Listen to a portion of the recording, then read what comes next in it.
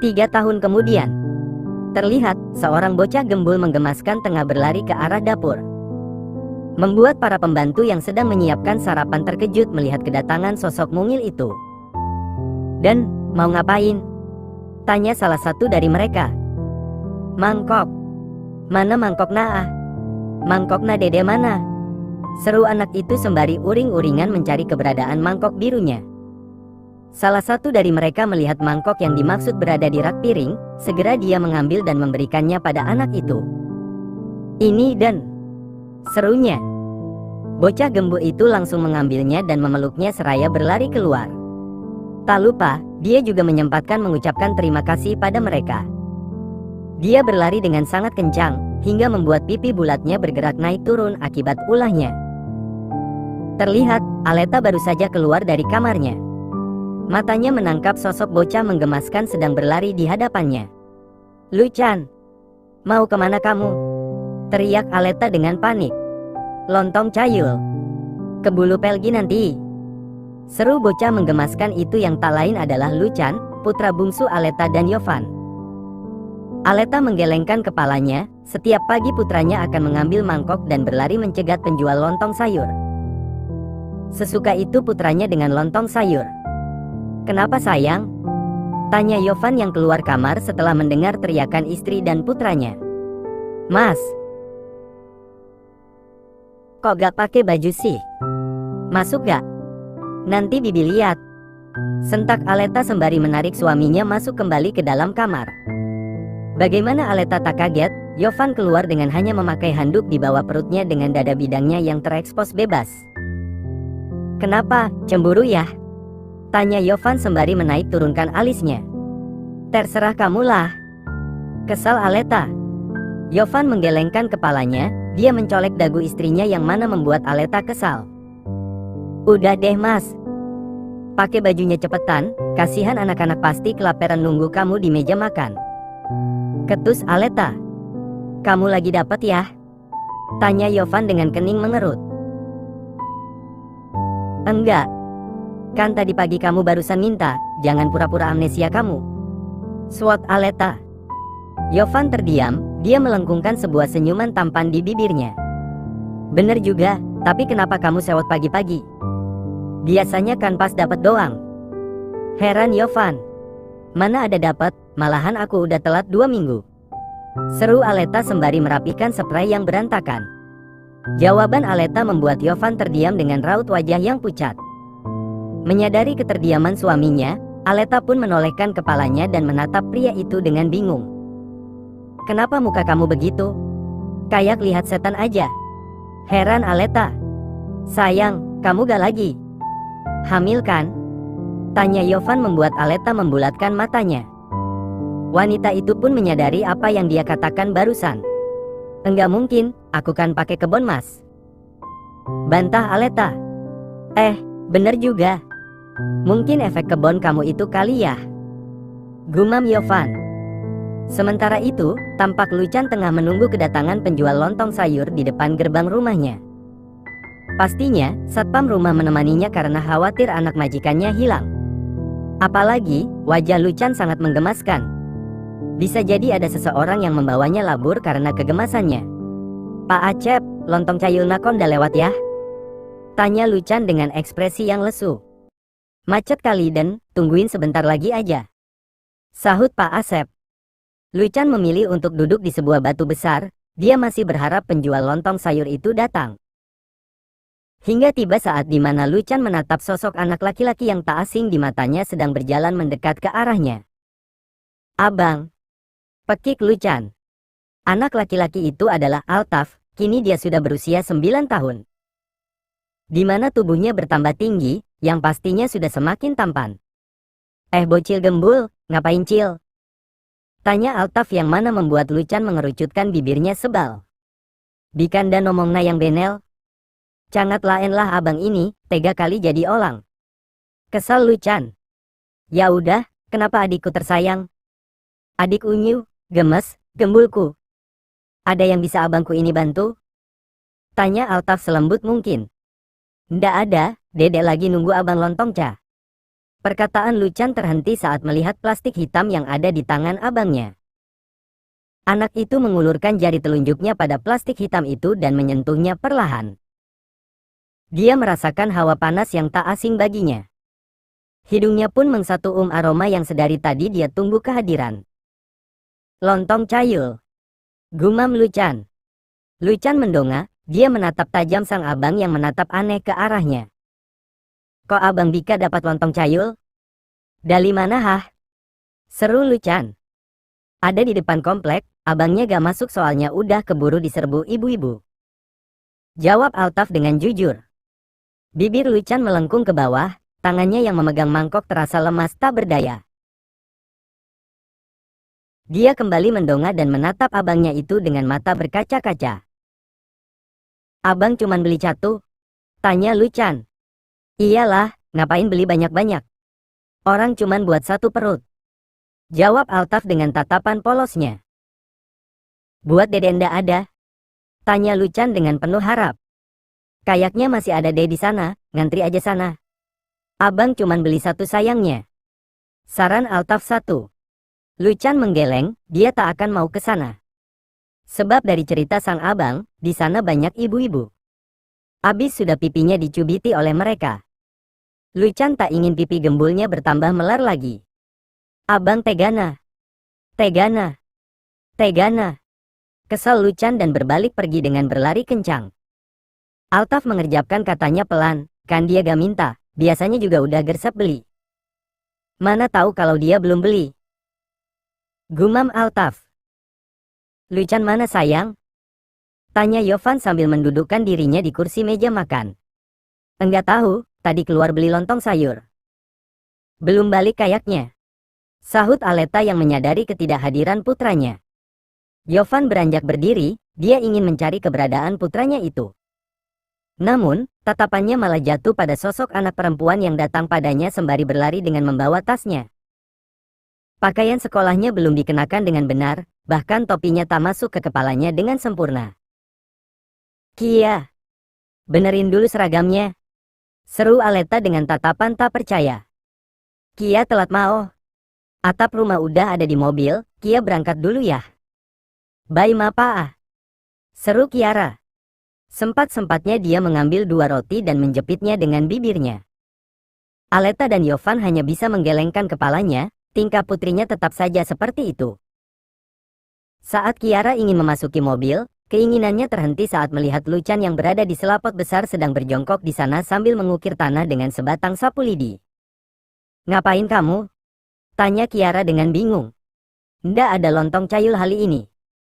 Cicit Luchan yang mana membuat Kiara tertawa. Janan KETAWAAA. TEGANAA. TEGANAA. TEGANAA. Teriak Luchan dengan mata melotot sembari menahan air matanya yang hendak keluar. Kakak jadi ingat lagu, sungguh teganya. Teganya. Teganya dirimu. Luchan berdiri, air matanya sudah luruh karena sang kakak justru malah meledeknya. Anak itu melompat-lompat dengan kesal sambil merengek keras. Kia kamu apain ademu itu? Teriak Aleta dari dalam rumah. Kiara masuk ke dalam mobil dengan buru-buru, dia masih sempat-sempatnya membuka jendela mobil untuk meledek adiknya itu. Iwa peyek. Iwa peyik. Iwa peyik nasi jagung, ada bocil. Ada bocil. Ada bocil doyannya nangis. Hahaha. Hua. Kia. Tegur Altaf karena mendengar tangisan adiknya semakin keras. Dah Luchan sayang, mau. Si cadel kesayangan kakak. Seru Kiara sembari melempar K3 kupan jauh pada adiknya yang kini sudah duduk di tanah sembari menendang-nendang kakinya. Aleta masih asik memenangkan putranya yang menangis setelah diledek kedua kakaknya. Sementara Yovan sudah sejak tadi berangkat ke kantor. Aleta menggendong putranya agar anak itu segera berhenti menangis. Apa yang kamu sedihkan? Tanya Aleta dengan bingung. Ndak dapet lontong cayul nahiks. Isak Luchan. Besok beli lontong sayur, sekarang makan nasi goreng dulu ya. Atau mau mama buatkan telur mata sapi? Luchan suka telur mata sapi kan? Tanya Aleta yang mendapat gelengan brutal dari Luchan. Hicks. Dede tanpa lontong cayul lemas nda beldaya Hicks. Cepel tinda ada tenagana. Ujar Luchan sembari mengusap pipinya yang basah karena air mata. Aleta menggelengkan kepalanya, ada-ada saja putranya yang satu ini. Tanpa susu baru gak berdaya kamu, masa tanpa lontong? Ada-ada aja. Heran Aleta. Tuh siapa tuh? Hapus air matanya, pasti polisi itu datang mau ambil Dedek. Soalnya kamu kan nangis terus.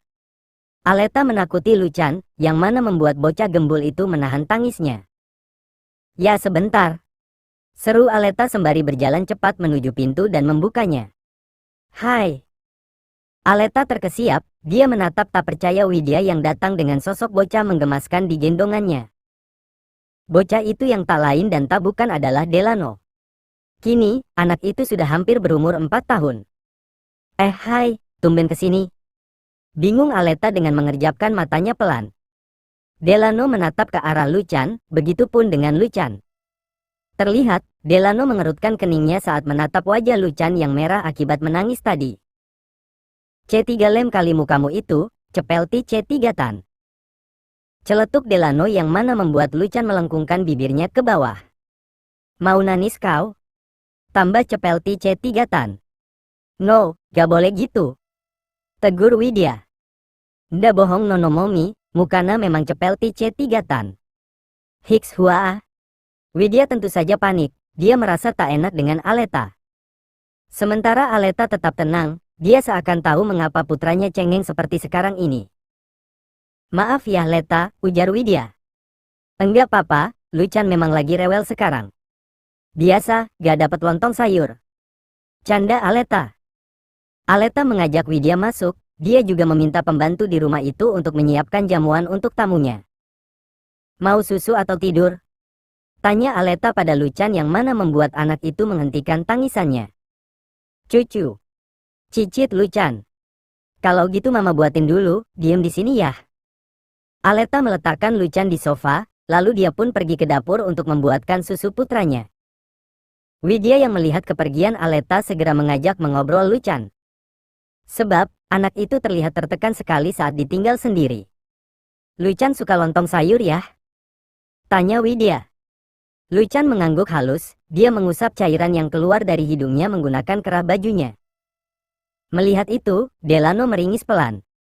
Pantekan, mukana cepelti lontong. Celoteh Delano yang mana membuat Luchan melototkan matanya. No, gak boleh gitu. Tegur Widya.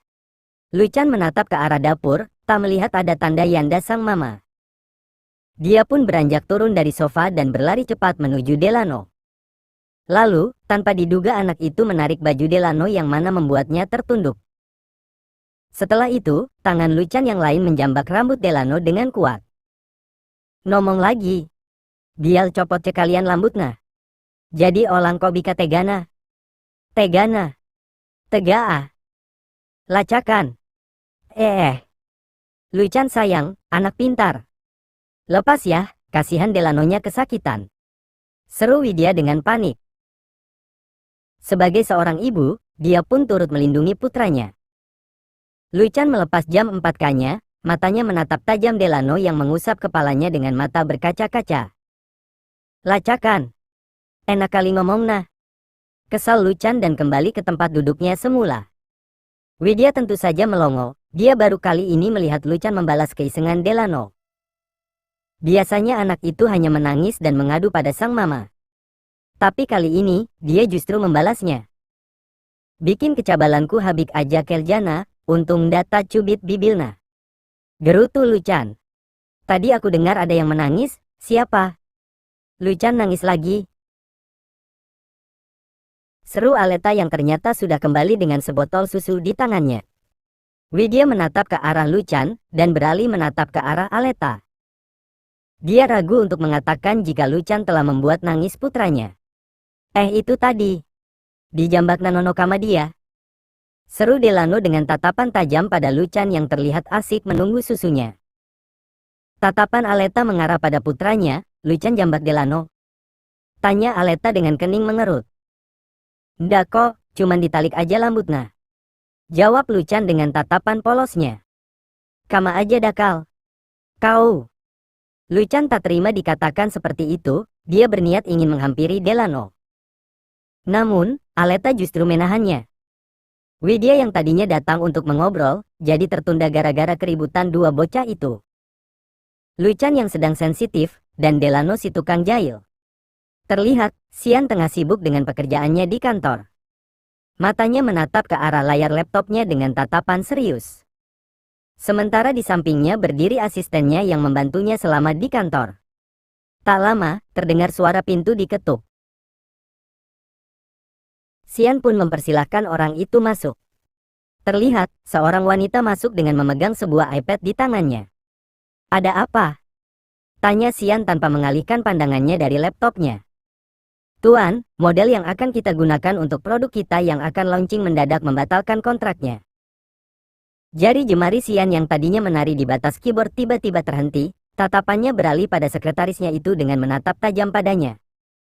Ulangi. Tita Xian dengan nada yang dingin. Mau model kita membatalkan kerjasama ini tuan. Kedua karyawannya yang ada di dalam sana tentu terkejut dengan apa yang Xian lakukan. Tiba-tiba saja pria itu menggebrak meja dengan penuh emosi. Bagaimana bisa dia membatalkan kerjasama ketika waktu sudah dekat Blacklist model itu dari semua perusahaan kita. Jangan sampai dia kembali bekerja sama dengan kita. Kurang ajar sekali dia mempermainkan aku. Marah Xian. Baik tuan. Sekretaris itu bergegas memainkan tabnya, dia menuruti keinginan Xian. Sejenak, Xian menghela nafas berat. Dia menyandarkan tubuhnya pada kepala kursi kebesarannya sambil memijat pangkal hidungnya. Kepalanya terasa sakit, pekerjaannya sungguh menumpuk. Cari model baru secepatnya, saya tidak mau tahu. Hari ini harus ada. Tita Xian. Hari ini? Tanya sekretaris itu dengan kaget. Kalau tidak bisa, silakan keluar dari kantor ini. Sahut Xian dengan santai. Tentu saja, dia takut. Dia tak ingin dipecat dari kantornya. Bergegas, dia pun mencari kandidat baru. Oh iya tuan, saya lupa. Ada satu calon model baru yang datang hari ini. Saya kira kita membutuhkan 2 orang model, jadi saya sudah meminta model satunya untuk datang hari ini. Seru wanita itu. Bagus, apa dia sudah datang? Tanya Xian. Sebentar, akan saya cek.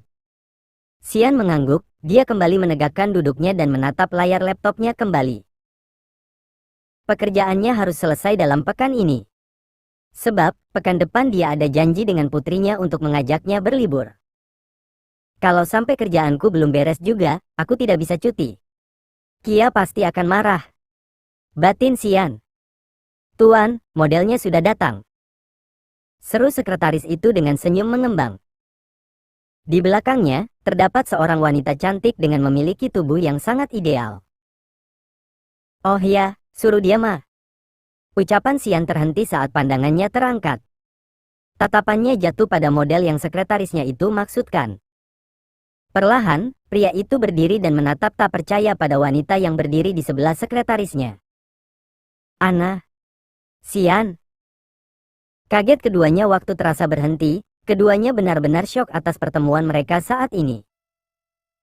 Apalagi Xian, dia tak pernah menyangka akan kembali bertemu dengan Ana setelah sekian lama wanita itu menghilang dari hidupnya.